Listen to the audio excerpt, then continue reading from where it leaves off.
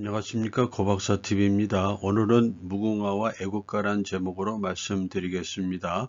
보이는 화면에는 무궁화 꽃과 안익태 선생이 작곡한 애국가 원본 악보를 보시고 있습니다. 무궁화와 애국가를 모두 바꾸자는 사람들이 있습니다. 무궁화는 우리나라가 원산지가 아니고 애국가는 친일파의 작품이기 때문에 안 된다는 것입니다. 그러나 이런 것보다는 정작 다른 이유가 있는 것으로 사료됩니다. 안익태 작곡가가 친일파였다면 무궁화 대신 일본 국가인 사쿠라를 대신하지 않았을까요? 그러나 수천 년 동안 우리의 국가로 여겨온 무궁화를 넣었다는 것은 민족의 정체성을 드러낸 것으로 봅니다. 그럼에도 불구하고 오늘 우리 사회는 무궁화와 애국가에 대해 너무나 많이 왜곡하고 있습니다. 왜 무궁화와 애국가를 바꾸자고 하는지 그 실상을 살펴보도록 하겠습니다. 애국가에 대한 왜곡이 얼마나 심한지 살펴보겠습니다. 안익태 선생이 만든 애국가 원본과 그분의 모습입니다. 악보는 1949년 4월 18일 독립기념관에 기증되었고 문화재 제476호로 등록되어 있습니다. 애국가는 1948년 대한민국 정부 수립 후 지금까지 공식 행사에서 본디 만들어진 대로 불려져 왔습니다. 그러나 현재 애국가는 개사에서 부르고 있습니다. 안익태 선생의 애국가 원본에는 하나님이 보호하사로 되어 있지만은 현재 우리가 부르고 있는 것은 하느님이 보우하사로 이렇게 바꿔서 부르고 있는 상황에 있습니다. 자기 입맛에 맞지 않으면 마구잡이식으로 남의 나라 역사를 바꾼 일본인들처럼 우리도 알게 모르게 이렇게 왜곡을 하고 있지는 않는지 반성해 볼 필요가 있다고 생각이 됩니다. 그리고 애국가에는 무궁화가 우리나라 전역에 널리 분포되어 있음을 나타냅니다. 무궁화, 삼천리, 화려강산 이런 식으로 되어 있죠. 이는 역사적인 사실을 적시하고 있는 것입니다. 무궁화는 고조선부터 유래하였음을 8세기에 나온 단기고사에 그리고 중국의 고대 지리서인 산해경에 삼국시대의 당나라에 보내는 신라국서에 그리고 화랑인들은 무궁화를 머리에 꽂고 다니고 고려시대에는 무궁화라는 말을 처음으로 사용했고요. 조선시대에는 장원급제자의 머리에다가 또 혼례 때 입는 옷에다가 무궁화를 술을 놓아서 다산과 풍요를 기원했습니다. 구한말에는 무궁화가 우리나라 꽃으로 부각되었고 상해 임시정부의 독립선언서에 태극기와 무궁화 문양을 사용했습니다.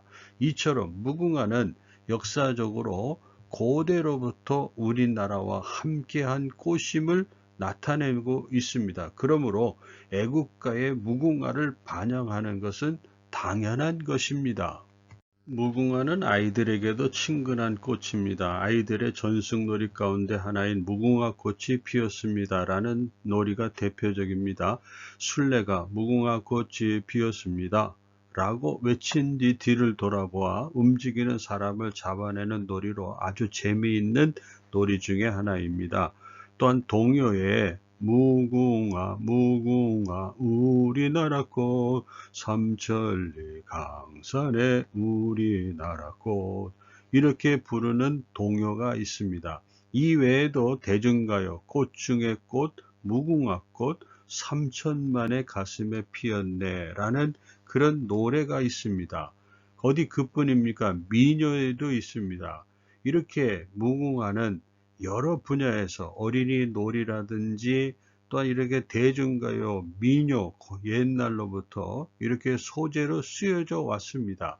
이는 오랫동안 우리 곁에서 함께 해온 꽃임을 반증하는 것입니다.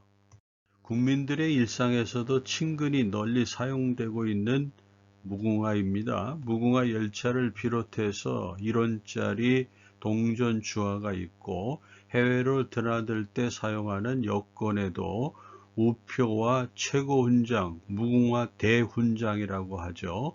각종 기념주하에 그리고 의원과 지방의원들 이런 배지에도 사용되고 있고 경찰관과 교도관들의 계급장이나 휘장 등에도 무궁화꽃이 문양으로 사용되고 있습니다. 그리고 어디 이뿐이겠습니까? 대한민국을 상징하는 대표적인 문양으로 무궁화가 사용되고 있습니다. 꽃잎 5개를 상징하는 무궁화 문양은 행정부의 수반인 대통령을 나타내는 문양으로 사용되고 있고, 입법부의 대표적인 기관인 국회에, 사법부의 최고 판결기구인 대법원에도 무궁화 문양이 사용되고 있습니다. 또한 국내외의 모든 정부 공식 문서에는 무궁화 그리고 태극 문양이 그려진 것을 사용하고 있습니다. 이렇게 무궁화는 명실공히 대한민국의 국화로 자리 잡았습니다. 그러므로 무궁화가 우리나라 꽃이 아니라고 한다면 대한민국을 부정하는 것이라고 해도 과언이 아닐 것입니다. 전 세계적으로 무궁화는 200여 종이 있습니다. 중동을 비롯해서 유럽, 아메리카, 호주, 아프리카, 지중해 연안 등 세계에 널리 분포되어 있습니다. 아시아의 말레이시아는 무궁화를 자기의 나라의 꽃으로 지정하고 있습니다. 물론 우리나라의 종과는 다른 것입니다. 일본에도 무궁화가 있습니다. 일부 사람들은 이러기 때문에 무궁화는 일본 꽃이다 이렇게 주장하고 있습니다만은, 그러나 결코 그렇지 않습니다. 전 세계적으로 200여 종 가운데 하나인 것입니다. 우리나라의 종과 다릅니다. 하여튼 세계 여러 나라에는 사랑받고 있는 꽃이 무궁화입니다. 우리나라의 무궁화는 중동 국가 시리아에서 전해진 것입니다. 무궁화 학명을 보면 그것을 알 수 있습니다.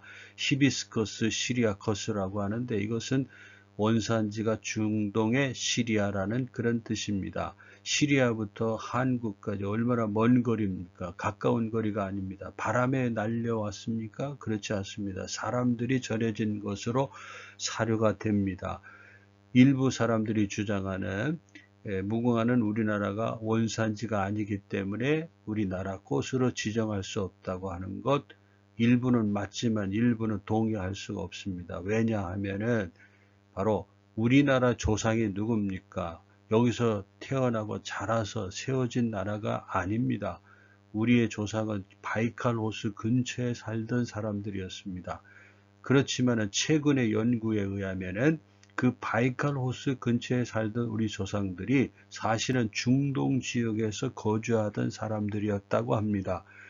자, 이것을 종합해 보면 바로 중동 지역에 거주하던 우리 조상들이 한반도로 이주할 때에 그곳에서 자생하던 이 무궁화꽃을 가지고 여기까지 와서 살면서 그 꽃을 키우면서 자기의 고향을 그리워하고 향수를 달래던 그 꽃이 아니었는가, 이런 생각이 드는 것입니다. 만일 이것이 사실이라면은 바로 우리는 이 무궁화꽃을 연구히 잘 보존해 나가야 된다라는 그런 생각입니다. 여러분의 생각은 어떻습니까? 원산지가 시리아인 우리의 무궁화는 지중해 연안에 위치한 이스라엘의 샤론 평야의 장미로도 불립니다. 샤론의 장미는 예수를 상징하는 꽃입니다. 구약성경 아가서 2장 1절에 샤론의 장미라는 구절이 있는데 그것은 예수를 가리킵니다. 샤론의 꽃 예수, 나의 마음에 거룩하고 아름답게 피소서라고 불려지는 그런 샤론의 꽃 예수라는 노래가 있습니다. 기독교인들이 즐겨 부르는 찬송입니다. 바로 무궁화는 예수를 상징하는 꽃으로 알려져 있습니다. 무궁화의 원산지가 우리나라가 아니기 때문에 바꾸자는 사람들의 의도가 이것 때문이 아닐까 생각합니다. 유교와 불교의 역사를 가진 나라에서 기독교적인 색채가 강한 무궁화와 애국가라니 가당치도 않다는 생각에서 나온 발상으로 보여집니다. 우리나라는 고대로부터 하나님을 섬겨온 역사를 가진 나라입니다. 고구려의 동맹, 동해의 무천, 사만의 시월제, 부여의 영고, 이것은 뭡니까? 고대 나라들의 제천 행사입니다. 즉 하늘에 제사를 드렸다라고 하는 그런 행사입니다. 이것만 보더라도 우리나라는 고대로부터 하나님을 섬겨온 나라였던 것입니다.